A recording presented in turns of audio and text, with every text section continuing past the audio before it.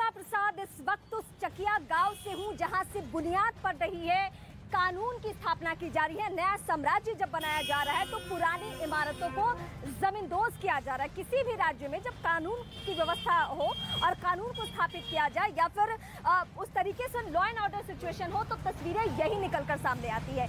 यानी मेरे पीछे की जो तस्वीरें बता रही है वो ये कि यहाँ से लेकर तकरीबन 1 किलोमीटर के दायरे में अतीक का घर, अतीक का ऑफिस, अतीक के रिश्तेदारों, उसके करीबियों का जो घर है वो पूरी तरीके से मिट्टी में मिलाया गया है। और इत्तेफाक देखिए कि यहाँ से चंद मीटर की दूरी पर वो कब्रिस्तान भी है जहां अतीक और अशरफ दोनों जमींदोज हो चुके हैं। लेकिन इस वक्त की सबसे बड़ी जानकारी जो सबके चौंकाने के लिए काफी है कि कैसे लेडी डॉन हम कह रहे हैं शाइस्ता परवीन को, क्यों, इसके पीछे क्या वजह है। इसके पीछे ये वजह है कि सबसे बड़ी जानकारी निकलकर सामने आ रही है 2020 के एक वीडियो से।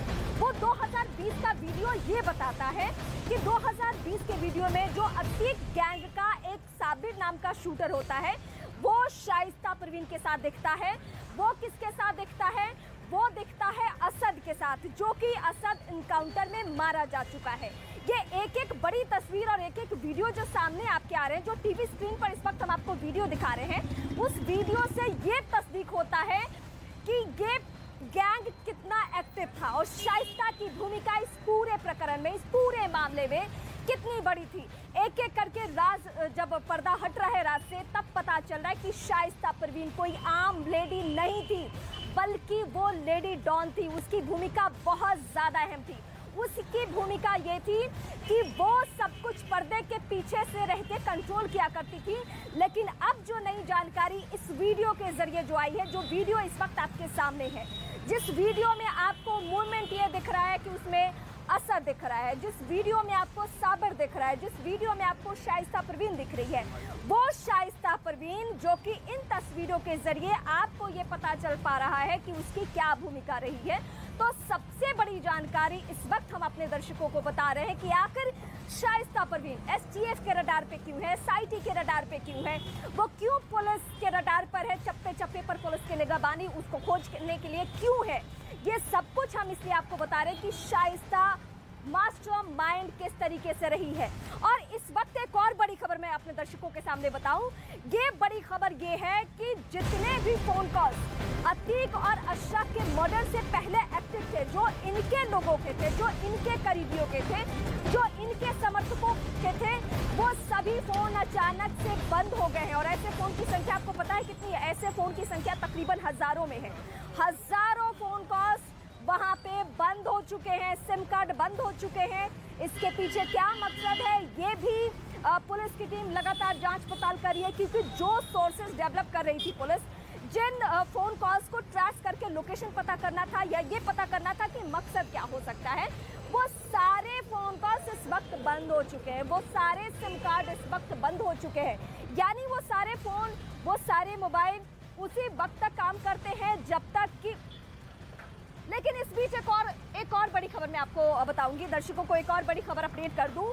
नार्को टेस्ट जिसका होना है उन 3 आरोपियों का, जो कि अतीक, अशरफ के हमलावर हैं जिन्होंने मर्डर किया है, क्योंकि उन तीनों के बयान आपस में मेल नहीं खा रहे। जो एसआईटी की टीम उनसे पूछताछ कर रही है, वो तीनों अलग अलग बयान दे रहे हैं। उन तीनों के बारे में इंफॉर्मेशन ये है कि वो तीनों का अलग अलग लोकेशन से आते हैं। अब जो तीनों के बारे में जो उनकी आर्थिक स्थिति पता की गई, तो आर्थिक स्थिति ये कहती है कि इतने महंगे पिस्टल वो ला नहीं सकते हैं।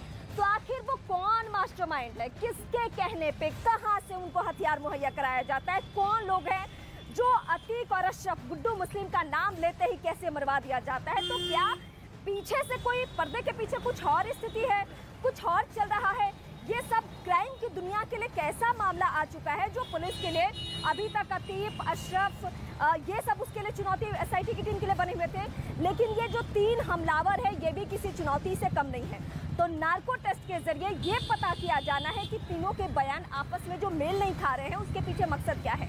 क्या ये तीनों वाकई पुलिस को बरगला रहे हैं? क्या वाकई ये तीनों किसी ऐसे शख्स को छुपा रहे हैं जो कि मास्टरमाइंड है, जो साजिश करता है और जिसके कहने पर, जो इसके कहने पर और इस वक्त मैं आपको बड़ी जानकारी देते देते अपने दर्शकों को ये भी इंफॉर्मेशन दे रही हूँ कि तीनों कितने मायने रखते हैं। लेकिन शूटर्स की जो भूमिका रही है वो कितनी खराब भूमिका रही है, वो किस तरीके से सक्रिय रहे हैं, उनकी क्या भूमिका रही है, एक रिपोर्ट में दिखाती हूँ और रिपोर्ट के बाद हम आपको सिलसिलेवार तरीके से और इस घटना से जुड़ी खबर बताएंगे।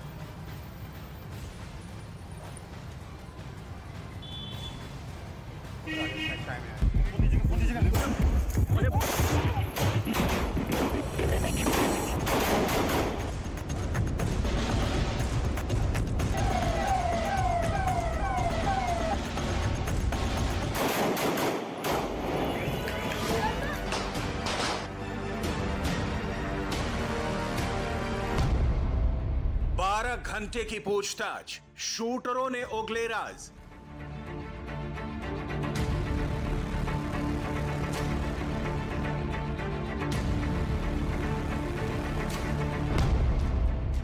मर्डर के पीछे नया अतीक बनने की थ्योरी।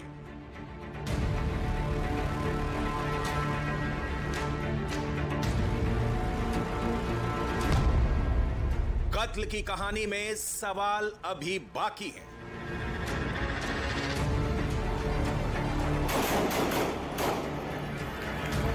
तीन शूटर, 2 मर्डर और इस मर्डर मिस्ट्री में पुलिस और एसआईटी के सामने ना जाने इतने सवाल हैं, जिनका जवाब मिले बगैर ना तो कत्ल की यह थ्योरी सुलझने वाली है और ना ही अतीक की हत्या के पीछे का मकसद।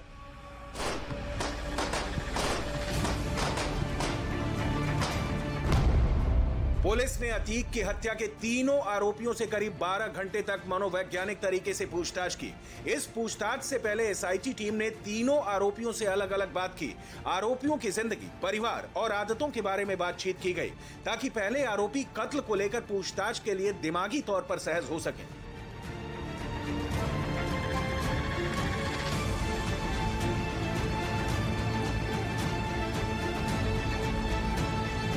सूत्रों के मुताबिक आरोपियों ने सारे सवालों के एक एक करके जवाब दे दिए हैं, लेकिन एसआईटी का यह कहना है और एसआईटी इसलिए भरोसा नहीं कर पा रही है क्योंकि तीनों ही आरोपियों के बयान आपस में मेल नहीं खा रहे हैं।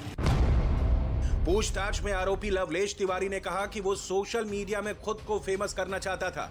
हत्याकांड के जरिए नाम कमाने की उसकी चाहत थी। अतीक को मारकर पैसा कमाना चाहता था। दूसरे आरोपी सनी सिंह ने पूछताछ में कहा कि वो जेल के अंदर सुंदर भाटी के संपर्क में आया था। जब वो हमीरपुर की जेल में था तभी उसका संपर्क सुंदर भाटी से हुआ। हालांकि जेल बदलने के बाद सुंदर भाटी से दोबारा उसका संपर्क नहीं हुआ। तीसरे आरोपी अरुण मौर्य ने पूछताछ में बताया कि उसने जिस जिगाना पिस्तौल का इस्तेमाल किया उसकी कीमत से वो अनजान है। अरुण के मुताबिक उसने जिगाना पिस्तौल को सिर्फ एक हथियार के तौर पर इस्तेमाल किया। उसने पूछताछ में बताया कि उसका कोई आका नहीं है।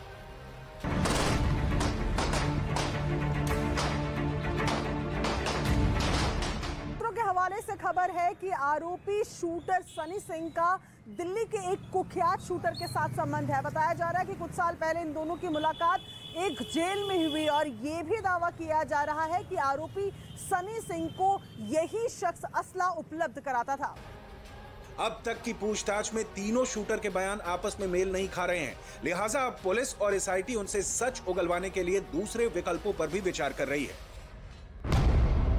कहा जा रहा है कि पुलिस आरोपियों का नार्को टेस्ट भी करा सकती है। इसके लिए पुलिस कोर्ट से जल्दी इजाजत ले सकती है ताकि अतीक के कत्ल और उसके पीछे की साजिश का पता लगाया जा सके।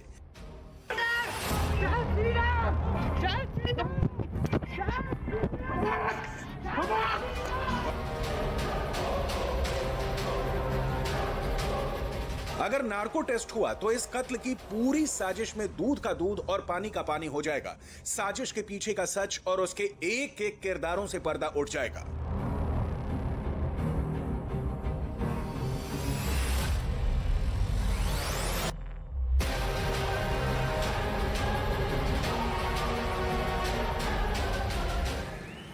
जो अभी पुलिस की कस्टडी में तीनों हमलावर हैं, तीनों आरोपी हैं, उनके बारे में आपको ये लग सकता है कि वो सामान्य है, लेकिन वो बिल्कुल सामान्य नहीं है। उन तीनों में से एक सनी जो है, उससे जब पूछताछ की जा रही है तो दिल्ली कनेक्शन सामने आ चुका है।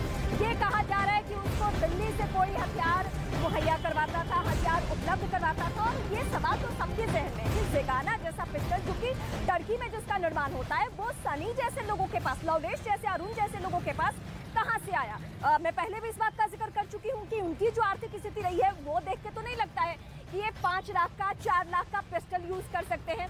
तो जाहिर सी बात है पुलिस की पूरी कोशिश, पूरा फोकस जो पुलिस का है वो यही है कि आखिर ये पिस्टल, आखिर ये किसके कहने पर मर्डर की घटना को अंजाम देते, वो भी किसी आम शख्स का नहीं बल्कि आतंक का पर्याय रहे इसी चकिया गांव या फिर पूरे प्रयागराज या उत्तर प्रदेश के एक हिस्से को मैं कह सकती हूँ कि वो अतीक अगर मारा जाता है नॉर्मल शूटर से तो आप समझ सकते हैं कि इसके पीछे किसी ना किसी की भूमिका